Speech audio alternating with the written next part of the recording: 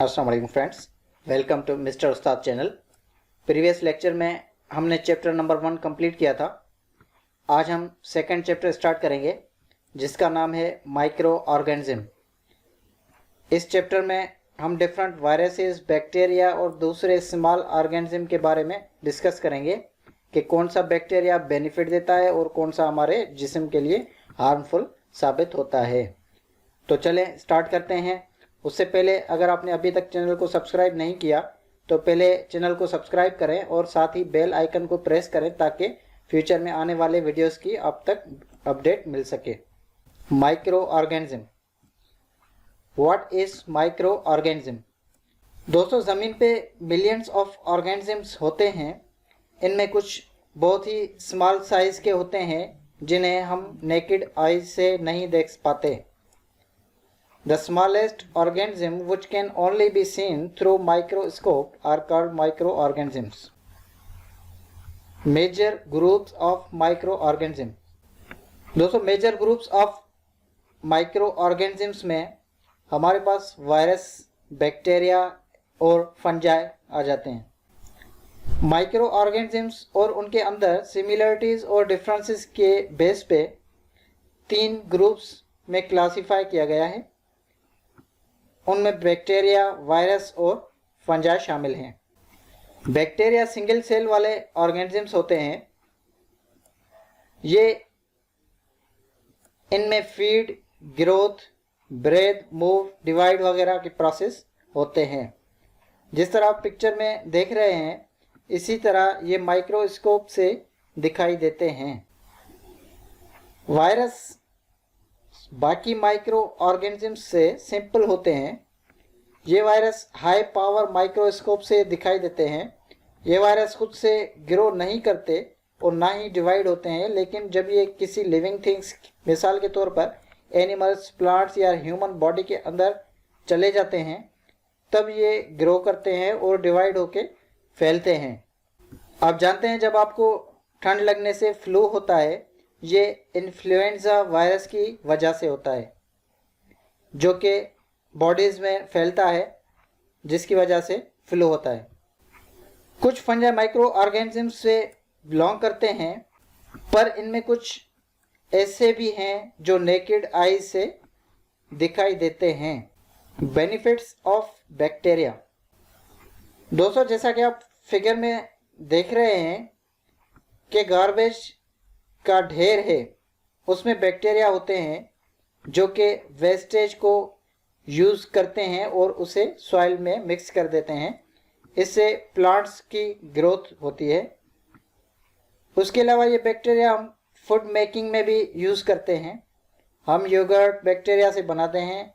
उसके अलावा कुछ बैक्टीरिया हमारे बॉडीज़ में शामिल होते हैं जो कि बॉडीज़ को, डाइजेस्टिव सिस्टम को प्रोसेस करने में हेल्प आउट करते हैं।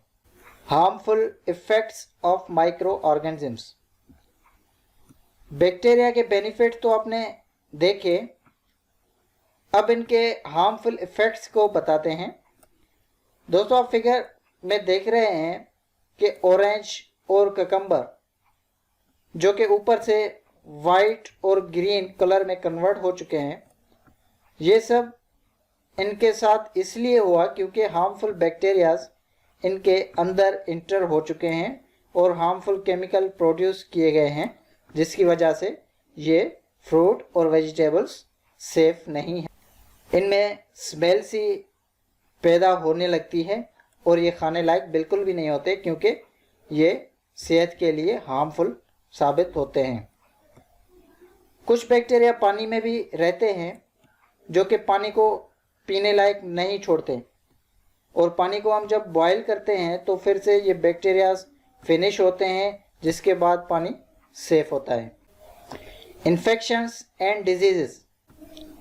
दोस्तों, जब कोई वायरस, बैक्टीरिया या कोई माइक्रो ऑर्गेनिज्म आपके जिस्म में इंटर होता है और वहाँ पे ग्रोथ करने लगता है, जब फैलता है तो बीमार होते हैं और इसको कहते हैं इन्फेक्शन या इन्फेक्शियस डिजीज़।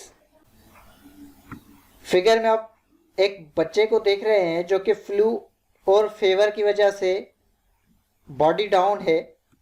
ये फ्लू एक वायरल इन्फेक्शन है जो कि वायरस के स्प्रेड होने से फैल चुका है। वायरल इन्फेक्शन आपने देखा जो कि फ्लू फैलाता है।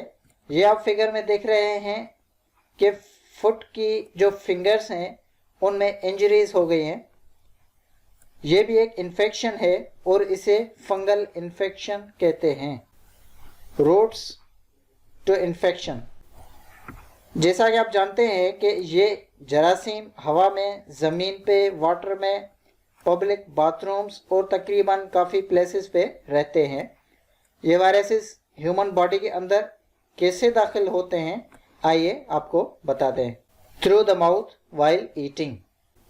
दोस्तों, जब आप कुछ खाते हैं तो खाने के दौरान जब आप मुंह खोलते हैं तो वायरसेस खाने के साथ साथ आपके जिस्म में दाखिल होना शुरू हो जाते हैं। दूसरा है through the nose while breathing. जब आप नाक के जरिए सांस को अंदर लेते हैं तब ये ऑर्गेनिजम्स एयर के साथ बॉडी के अंदर इंटर होते हैं और ये अंदर जाके स्प्रेड हो जाते हैं। उसके बाद है हमारे pass through the cuts in skin. जब आपको कुछ चोट लगती है और स्किन या किसी और बॉडी पार्ट को कट लगता है, जिस तरह पिक्चर में दिखाया गया है, तो इन कट्स के थ्रू भी माइक्रो ऑर्गेनिजम्स यानी माइक्रोब्स आपके जिस्म में दाखिल होते हैं और ये इन्फेक्शंस पैदा करते हैं। दोस्तों, अब चलते हैं चैप्टर की एक्सरसाइजेस की तरफ। इस चैप्टर में ट्रू एंड फॉल्स की एक्सरसाइजेस दी गई है जिसमें 5 स्टेटमेंट्स हैं। तो चलें देखते हैं कि कौन सी स्टेटमेंट ट्रू है और कौन सी फॉल्स स्टेटमेंट है। Statement number 1, all microbes cause disease. दोस्तों, इन माइक्रोब्स में से काफ़ी ऐसे भी हैं जो कि हमारे लिए फ़ायदेमंद साबित होते हैं। तो ये स्टेटमेंट हमारी फॉल्स हुई। सब के सब डिजीज़ फैलाने में काम नहीं करते, तो ये स्टेटमेंट फॉल्स हुई। हमने इनसर्किल किया एफ को। Statement number 2, micro organisms have bodies composed of just one cell. दोस्तों, कुछ माइक्रो ऑर्गेनिजम्स वो होते हैं जिनके पास एक सेल होता है और कुछ माइक्रो ऑर्गेनिजम्स ज़्यादा सेल्स के होते हैं, तो इस वजह से ये स्टेटमेंट्स भी false. Number 3, viruses are single celled and can live, grow and divide outside living cells. Viruses क्योंकि आउटसाइड लिविंग थिंग्स के आउटसाइड यानी बेजान चीज़ों पर ये ग्रो नहीं करते, तो ये स्टेटमेंट भी फॉल्स हुई।